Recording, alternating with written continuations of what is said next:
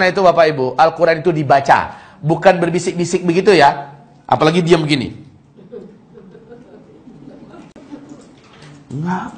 Baca Al-Quran yang benar itu adalah dengan membacanya dengan bibir dan lidah. A'udzu billahi minasyaitonir rajim.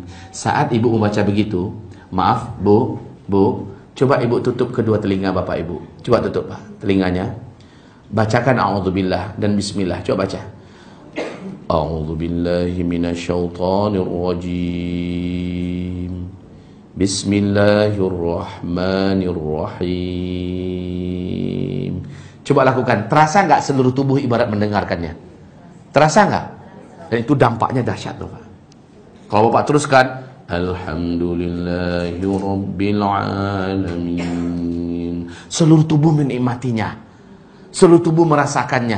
Seluruh tubuh mendapatkan manfaatnya. Tapi kalau diam, apa? Ustaz, kalau diam saja baca itu apa itu nggak berpahala? Berpahala. Tapi hasilnya tidak.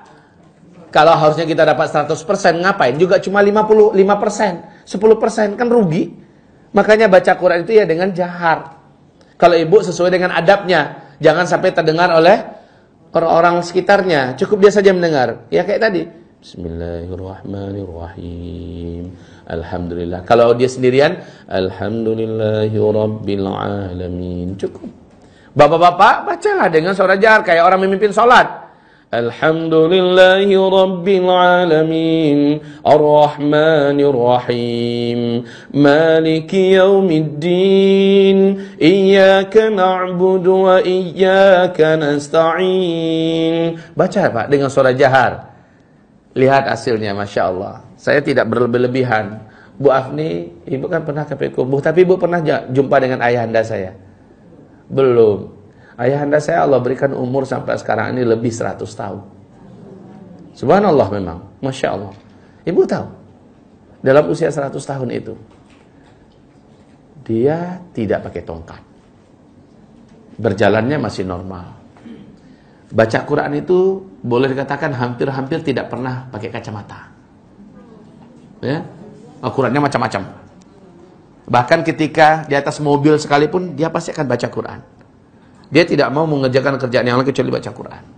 Dan membaca Al-Qurannya itu dengan suara yang jahar. Walaupun bacaannya, kalau kita mendengarkan, bacaannya geli kita Bapak Ibu. Ya, baliang. Ya, kalau kata orang Minang tuh baliang. Iya, tajwidnya nggak tepat, tahsinnya jauh ya. Diajarin pun gimana juga yang namanya udah jadi batuang gitu kan. Udah jadi betung. Ya, ibarat bambu udah tua gitu. Udah nggak bisa lagi dibentuk. Akan kembali lagi bacanya seperti itu, tapi dia menikmati ini sejak saya mulai mengenal dunia, saya sudah sering mendengar dia baca Quran. Dia itu pembaca Al-Quran sejati. Semoga Allah mencintainya. Semoga Allah beri rahmat untuknya. Semoga Allah wafatkan ia sedang beribadah kepada Allah Subhanahu wa taala. Jadi Bapak Ibu, luar biasa. Yang namanya penyakit jauh dari beliau itu jauh. Dampak Al-Quran ketika dibaca kepada fisik, Masya Allah. Ketika Al-Quran dibacakan kepada tubuh kita, kepada orang lain, dampaknya akan menghidupkan saraf-sarafnya yang mati. Akan memperbaiki bagian-bagian tubuhnya yang rusak. Al-Quran ini dahsyat. Akan menjadikan sirkulasi darahnya yang mampet, yang tersumbat, yang segala macamnya akan menjadi lancar. Saya sudah ceritakan, baca dalam kitab yang ditulis oleh Syekh Dr. Muhammad Al-Arifi, ya, bagaimana beliau menceritakan tentang orang yang divonis mati besok pagi karena jantungnya sudah melemah sekali, nggak kuat lagi memompa, sementara darahnya mengental, ya kan? Kata dokter paling lama nih besok pagi. Akhirnya seluruh keluarganya ngumpul. Nah, ada di antara keluarganya itu yang rajin bacain Al-Quran di depan saudaranya yang akan meninggal ini. Bacain, semalaman suntuk dia bacakan sampai dia tertidur, ya. Besok paginya dokter heran, kenapa? Di komputer itu nampak bagaimana jantungnya, bagaimana darahnya. Kaget dokter. Apa yang kalian kasih sama pasien saya ini? Kalian lakukan apa kepadanya? Pada keluarga mengatakan nggak ada apa-apa. Ini coba kalian lihat. Jantungnya sudah mulai kenceng. ya, mengarah pada normal. Sirkulasi darahnya menjadi encer, jadi lancar. Apa yang kalian lakukan? Kata mereka, nggak ada. Kami tidak memberikan kepadanya apapun. Kami tidak menyuntikkan apapun. Kami memang tidak melakukan. Kami hanya datang kemari untuk ikut melepasnya. Tapi sebentar, tadi malam, tuh yang tidur itu, membacakan Al-Quran sepanjang malam untuknya. Nah, ini dia. Kata dokter, coba ulangi kembali. Kemudian diulangi baca Al-Quran. Dokter tuh perhatikan, makin bagus jantungnya. Kata dokter, ini dia penyebabnya. Coba lihat Pak, subhanallah, Al-Quran. Subhanallah, Al-Quran.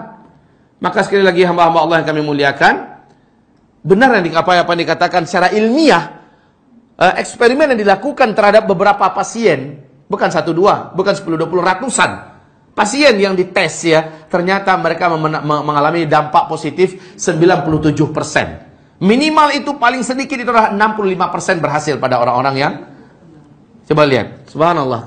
Kembali lagi kaum muslimin, saya bacakan ini Pak, karena saya ragu Bapak Ibu akan mau bacanya.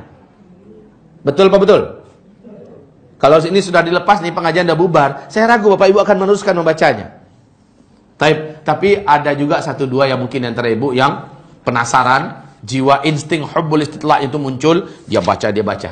Ini baru mantap. Dia termasuk orang yang paling berhasil nanti insya Allah bagaimana menyembuhkan berbagai macam penyakit-penyakitnya yang ada dengan Al-Quran. B.